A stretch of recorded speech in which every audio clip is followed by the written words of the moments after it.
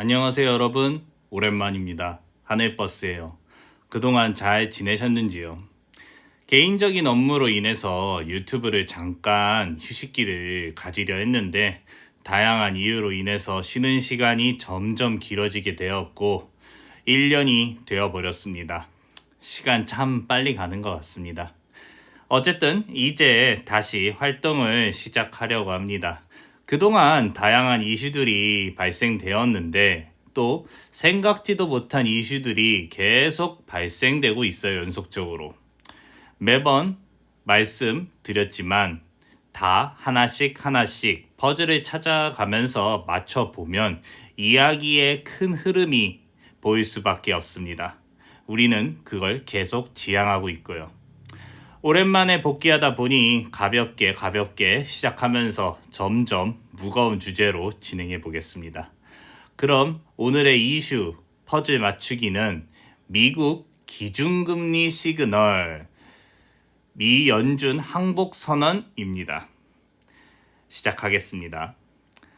요 근래 미국의 경제 정책 변화로 인해서 시장의 반응이 요동치고 있습니다. 미국이 세계 최강국이고 세계 질서를 좌지우지하는 나라이기 때문에 그럴 수밖에 없어요. 한 나라의 경제 상황을 단번에 알 수 있는 지표, 매번 말씀드렸죠. 그 나라의 기준금리예요. 간단하게 금리가 엄청 내려가 있으면 제로금리면 그 나라의 경제 심각한 상황이고요. 금리가 또 엄청나게 올라가 있으면 그 나라의 경제 또 심각할 수밖에 없어요. 그래서 금리는 적당하게 유지되는 게 좋습니다. 뭐든 과하면 난리가 나니까요. 그동안 미국의 금리는 제로 금리를 계속 유지하면서 벗어나질 못하고 있었습니다.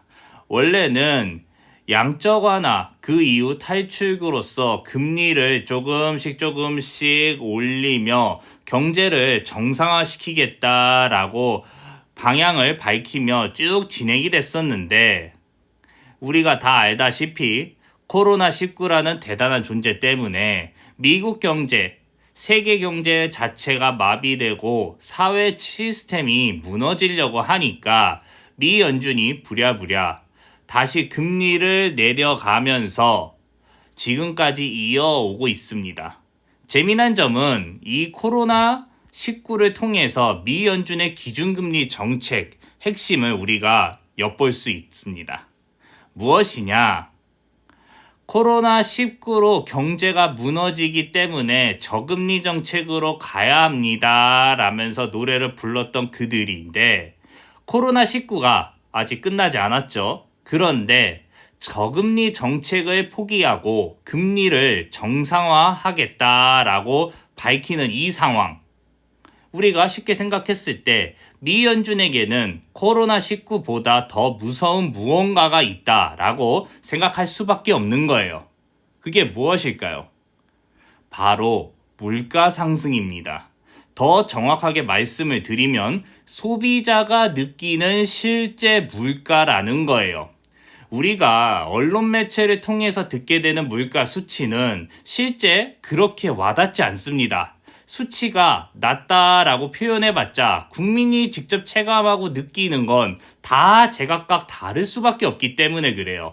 정부가 전체적인 생활 물가, 이 물건, 아파트 월세, 자동차세 뭐 다양하게 이거를 다 뽑아서 그걸 평균적으로 값을 매기는데 국민들은 실제 생활을 할 때 정부가 이렇게 정해놓은 이 전체를 다 사용하면서 생활하는 게 아니고 일정 부분만 또 이렇게 해서 생활할 수 있단 말입니다. 그러니 식품이나 이런 부분, 뭐 예를 들면 삼겹살만 계속 먹는다. 그러면 그 사람 입장에서는 삼겹살 가격이 이렇게 올라버리면 물가가 엄청 오르게 그렇게 느낄 수밖에 없는 거예요. 그러니 정부가 발표하는 거와 실제 체감하는 물가는 역시나 계속 다를 수밖에 없다라는 거죠. 다시 이야기를 돌아와서 지금 미국의 생활 물가가 미친 듯이 오르고 있습니다. 미국 연준과 미국 정부가 그래프로 속일 수 없을 만큼 말이에요. 그러니 미국 연준과 정부가 결단을 내릴 수밖에 없는 상황으로 흘러가요. 저금리에서 보통 금리로 다시 돌아가려면 그 과정이 얼마나 고통스러운지 계속 말씀을 드렸고, 그게 엄청 힘들다라는 거를 과거 역사를 통해서 우리가 알 수 있습니다. 그런데 저금리에서 다시 정상금리로 돌아가는 게 경제가 잘 굴러가는 것도 아니고, 코로나19가 여전히 맹위를 떨치고 있는데도 이거를 굳이 마다하고 다시 올린다. 엄청 힘들다. 엄청 고통스러운 걸 알면서 말이에요. 그러니 우리가 의문점이 들 수밖에 없는 거예요. 이게 오늘 이야기의 핵심이자 또 포인트이고요. 미 연준이 금리 인상을 할 수밖에 없는 이유, 미 연준이 저금리 유지에서 항복을 선언하고 다시 정상금리로 돌아갈 수밖에 없는 이유, 이게 반드시 생각이 나셔야 됩니다. 바로 그동안 미국은 계속 저금리였는데, 우리가 경제 조금만 공부해보면 알다시피 기준금리 인하하면 물가가 미친 듯이 상승하는 거, 그거 다 아시잖아요. 근데 예전에는 왜 미친 듯이 생활물가가 오르지 않고 미국 기준금리는 계속 제로금리를 유지하면서 양적 완화를 그동안 어떻게 잘 버텼냐? 이 부분이 나와줘야 돼요. 옛날에는 이렇게 잘했는데 왜 이제 와서 지금 물가가 상승하냐? 금리를 내렸더니 이번에는 교과서 위주대로 다시 물가가 미친 듯이 올라가냐? 이 부분이요. 답은 간단해요. 그때는 예전에 양적 완화를 하고 제로금리를 유지하는 그때는 코로나19가 없었기 때문에 미 연준이 두려워하는 물가 상승을 다양한 방법을 통해서 상쇄시켰기 때문에 그렇습니다. 그 말은 지금은 코로나19로 인해서 이게 안 되기 때문에 물가가 상승을 계속 하게 되는 거고 기준금리를 올릴 수밖에 없다라는 걸로 우리가 해석할 수 있는 거죠. 그럼 미 연준이 어떻게 미국의 물가를 저렴하게 계속 돈을 프린팅하는데도 불구하고 유지할 수 있었냐? 그건 바로 중국산 그리고 전 세계 국가들 또 미 현지에 있는 외국인 노동자들 덕분에 유지가 됐습니다. 미국의 값싼 물건의 대부분은 어디에서 만들어져요? 당연히 중국산, 그쵸? 그리고 동남아시아 이런 쪽에서 물건이 만들어지고 미국에 들어옵니다. 또 미국의 값싼 식자재, 미국의 풍부한 땅에서 나온단 말이에요. 근데 그걸 유통하고 가공하는 건 고임금 노동자가 아니라 저렴한 저임금 외국인 노동자들이란 말이에요. 멕시코나 중남미, 아시아 계열의 노동자 말입니다. 그리고 미국이 미친 듯이 돈을 찍었던 건 그럼 어디로 가고 있냐? 전 세계 각국에서 달러를 다 나눠 가지면서 계속 보유하려고 하니까 미국의 물가를 어떻게 보면 다 상쇄시켜주고 있는 거예요. 그게 바로 저금리의 부작용을 어떻게 해서든지 넘기고 있었다라는 거죠. 근데 지금은 아까 말씀드린 대로 코로나19로 인해서 몇 가지가 엉키고 말았죠. 중국산 물건을 여전히 중국은 만들어주고 수출을 하고 있습니다. 그런데 저번에 이런 뉴스가 한번 나왔어요. 배송할 사람들이 없어가지고 LA 롱비치항에 중국에서 보낸 컨테이너들이 쫙 쌓여 있는데 이게 지금 각지로 넘어가지 못하고 있다. 그래서 미국 조 바이든 대통령이 롱비치항을 24시간 돌려서 연방정부 차원에서 지원을 아끼지 않는다라는 그런 이야기 말이에요. 거기에다가 미 전역에 지금 아까 말씀드린 대로 트레일러를 통해서 물건을 배송하고 막 이래야 되는데 코로나19로 인해서 이 일자리들이 줄어들고 있어요. 다들 일을 하고 싶지 않기 때문입니다. 그러니 물류 유통망이 지금 엉키면서 물가가 상승을 해버린 효과가 나온 거예요. 교포방송이나 미 현지 언론 뉴스를 보게 되면 제품 도매가는 계속 오르는데 소비자에 내놓는 판매가는 올리지 못하고 이중고를 겪고 있으니까 코로나에 취약한 아르바이트마저 아무도 하지 않으려고 하니 삼중고를 겪고 있다라는 거 검색하면 바로 나옵니다. 미국 정부에서 일을 하지 못하는 사람들에게 돈을 살포하고 버티게 해주는데 누가 과연 코로나19에 대한 위협을 무릅쓰고 저임금 아르바이트 일자리를 하려고 하겠습니까? 고임금 일이면 또 모르겠지만 말이에요. 그러니 리스크를 감수하면서 조금 더 돈을 버는 것보다 정부 지원을 바라보면서 그냥 있는 게 낫다라면서 사람들, 저임금 노동자들이 일을 안 하게 되는 거고 이 여파가 미국 물가를 계속 띄우고 있다라는 겁니다.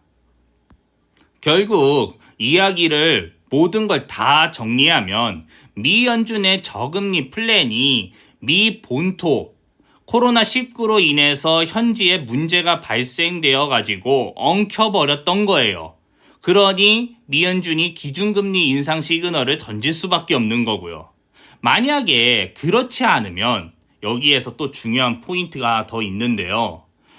아까 위에 말씀드린 대로 미국 연준이 그동안 저금리나 양적 완화를 통해서 막 돈을 살포했는데 이게 물가 상승이 안 되는 이유, 중국과 세계 각국의 나라들과 미국의 또 저렴한 인건비, 외국인 노동자들, 그리고 미국의 풍부한 자원, 이거를 통해서 상쇄시키고 있었는데 코로나19로 인해서 이 부분의 몇 가지가 망가졌고 이것 때문에 물가가 상승되고 있습니다. 라는 이렇게 많은 이야기, 설명을 하는 것보다 대중이 단순하게 미 연준이 양적 완화하고 저금리를 했기 때문에 물가가 상승됐네. 이거 달러 못 믿겠네.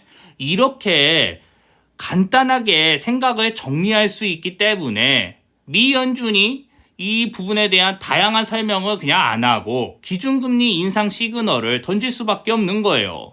공공연한 비밀인데 이거를 대놓고 대중들한테 밝혀서 미 연준이 돈 열심히 찍어가지고 화폐 값어치가 떨어져서 우리 큰일 났습니다. 미국 정부 큰일 났습니다. 라고 말을 할 수 있는 입장이 아니니까요. 만약 지금 이 이야기가 아니다라고 하면 미 연준이 우리 저금리 계속해야 되고 이런 이유 때문에 지금 물가가 상승됐으니까 조금만 버티세요. 코로나19 다시 백신이든 뭐든 해서 해결할 수 있습니다. 그리고 경제가 좋아지면 그때 다시 금리를 정상화하겠습니다. 라고 국민들을 설득시켰겠죠. 하지만 안 하는 건 다 이유가 있는 겁니다.